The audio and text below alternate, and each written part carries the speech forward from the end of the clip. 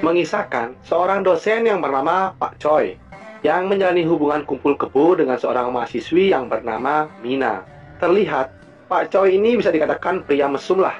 Namun di balik sifat buruknya itu, Pak Choi memiliki jiwa humoris dan rasa menolong dengan sesama yang bisa kita acungi jempol. 거지. Terlihat Pak Choi ini sangatlah agresif terhadap Mina. Namun Mina seringkali menolak ajakan Pak Choi untuk kuda-kudaan. 빼주세요. Lanjut cerita, di kampus ternyata Mina menjadi primadona di kalangan mata laki-laki. Hingga rata-rata laki-laki di kampus itu mengincar goa terselubung milik Mina. Sesampainya di kelas, terlihat Mina cukup dekat dengan seorang teman sebangkunya yang bernama Saitong. Pak Choi yang melihat Mina berdekatan dengan Saitong tentu membuat hatinya cemburu buta dan lalu menegur Mina agar tidak berisik di dalam kelas. 거기. Lanjut cerita, Pak Choi yang penasaran mengenai kedekatan Mina dengan Saitong lalu memantau pergerakan mereka di dalam sebuah mobil. Ternyata mereka bergerak menuju kos-kosan dari Saitong. Pak Choi yang sudah diselimuti rasa cemburu buta lalu mencoba mengintimidasi Mina seakan-akan mengusir Mina dari rumah Pak Choi. Mina yang menerima pesan dari Pak Choi lalu meninggalkan Saitong dengan batang singkongnya yang sudah tegang berdiri. Sesampainya Mina di rumah Pak Choi, ternyata bukan amukan yang didapat, melainkan Pak Choi mencoba meraih Mina untuk melakukan kuda-kudaan dengannya. Namun lagi dan lagi, Mina menolak ajakan dari Pak Choi. Yap, dari sinilah kisah akan dimulai. Pada keesokan harinya, datanglah seorang gadis Bahenol yang bernama Hansin, yang akan menuju kampus itu. Tak disengaja, melintaslah di depan Pak Choi dengan para dosen lainnya.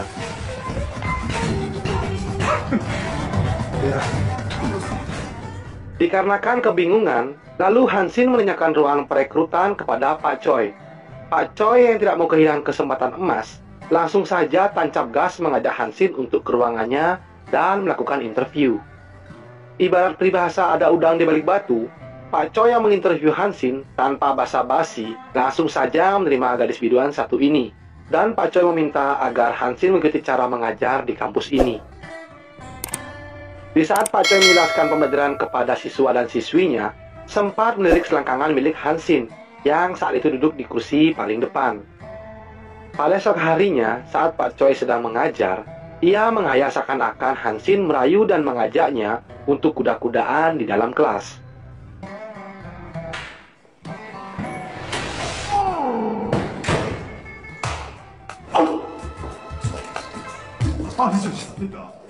저줘요? 하지마. Tak sampai di situ, dikarenakan Pak Choi yang terlalu barbar, ia mencoba mengintip montagne kembar milik Hansin yang montok itu, hanya untuk memenuhi hasrat dan birahinya. Kurang puas juga, Pak Choi mencoba mendatangi tempat aerobik untuk bertemu dengan Hansin. Dikarenakan sudah tidak bisa menahan batang singkongnya yang sudah menjulang tinggi, Pak Choi mencoba untuk menggeranyangi Hansin. Alhasil, Pak Choi mendapatkan boga mentah darinya. Dikarenakan rasa penasaran yang begitu dalam mengenai goa dari Hansin, hingga membuat Pak Choi mimpi basah saat tertidur di kamarnya. Lanjut cerita, pada esok harinya iman Pak Choi kembali dijajal. Ia kembali melihat pemandangan yang indah dari Hansin yang lagi melakukan yoga. Dengan rayuan mautnya, Pak Choi mengajak Hansin untuk ngobrol-ngobrol di sebuah warung kopi.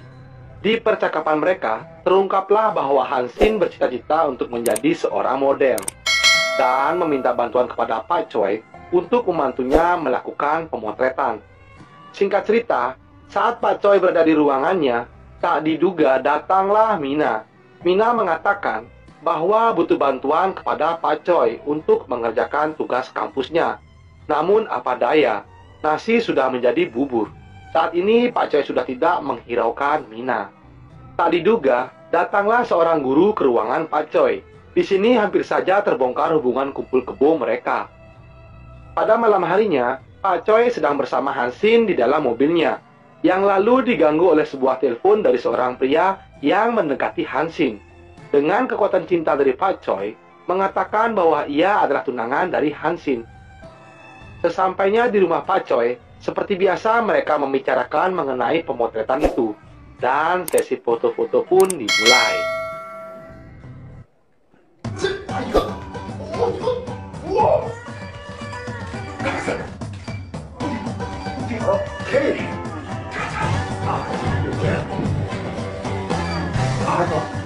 Setelah puas di sesi pemotretan, lalu mereka berdua merayakannya ke sebuah bar untuk minum-minum. Dikarenakan Pak Choi yang sudah dimabuk cinta dan ditambah lagi mabuk minuman, lalu Pak Choi mengajak Hansin kembali ke rumahnya. Di sana Pak Choi mencoba menggeranjangi Hansin. Lagi dan lagi, Pak Choi kembali mendapat penolakan. Namun ditutup dengan ciuman manis dari Hansin.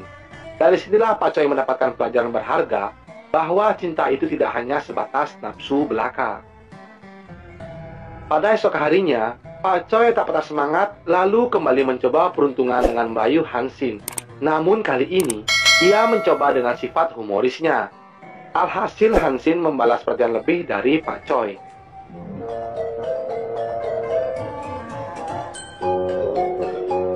Lanjut cerita, sepulang Pak Choi dari mengajar, ternyata didatangi oleh Mina di dalam mobilnya.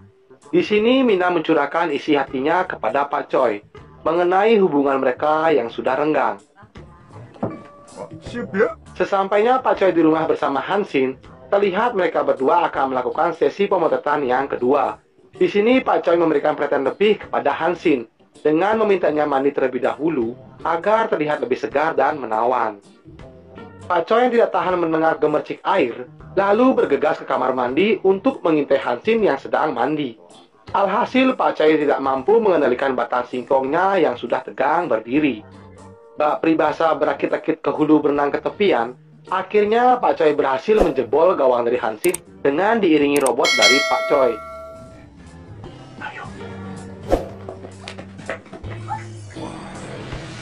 나에게 열정적인 사랑을 나눠주고 있었지. 우리 그걸 사랑. 그럼 처음부터 다 알고 있었는데.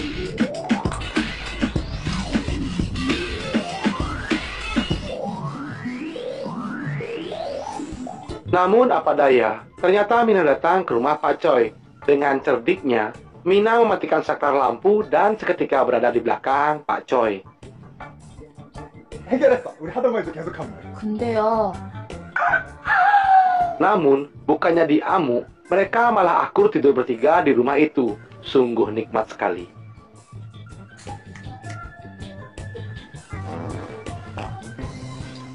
Pada keesokan harinya, Mina menemui Pak Choi dan ingin berbicara empat mata mengenai hubungan mereka yang sudah renggang. Tak lama kemudian, datanglah Setong. Terlihat di sini Setong cemburu buta akan kedekatan Pak Choi dengan Mina. Yang lalu Setong dengan kepala kampus merencanakan untuk memata-matai pergerakan Pak Choi dengan Hansin dengan dibantu dua orang detektif terngetop di kota itu. Singkat cerita, detektif itu menjalankan aksinya, lalu mengikuti Pak Choi ke sebuah tempat aerobik yang sedang asik bersama Hansin.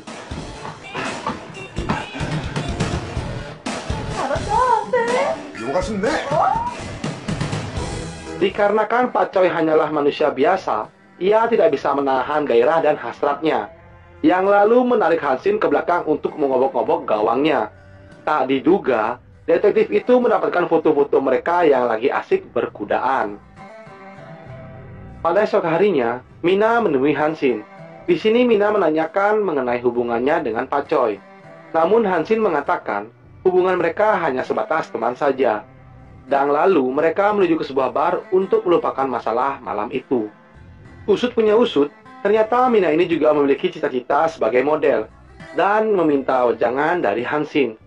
Tak lama kemudian, datanglah Setong. Di sini Setong berterus terang kepada Mina bahwa ia memiliki perasaan lebih kepadanya.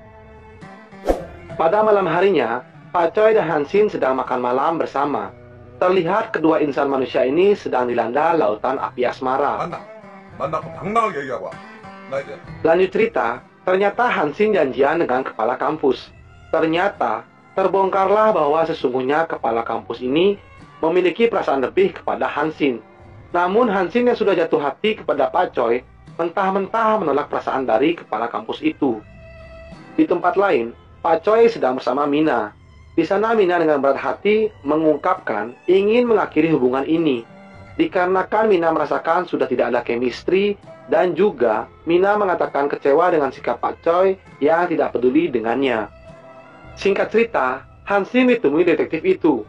Betapa terkejutnya, ternyata detektif itu memperlihatkan foto Hansin yang lagi kuda-kudaan bersama Pak Choi.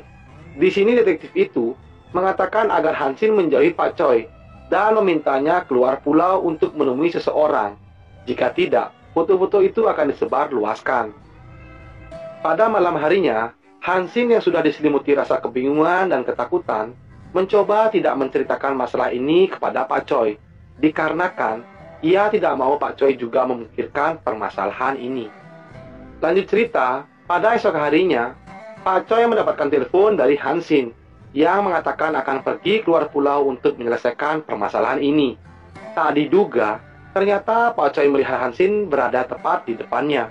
Lalu Pak Choi mengejar Hansin dan menanyakan penyebab Hansin pergi meninggalkannya. Dengan berat hati, akhirnya Hansin menceritakan permasalahan ini kepada Pak Choi. Dan akhirnya Hansin pergi keluar pulau dengan menggunakan sebuah raceboat.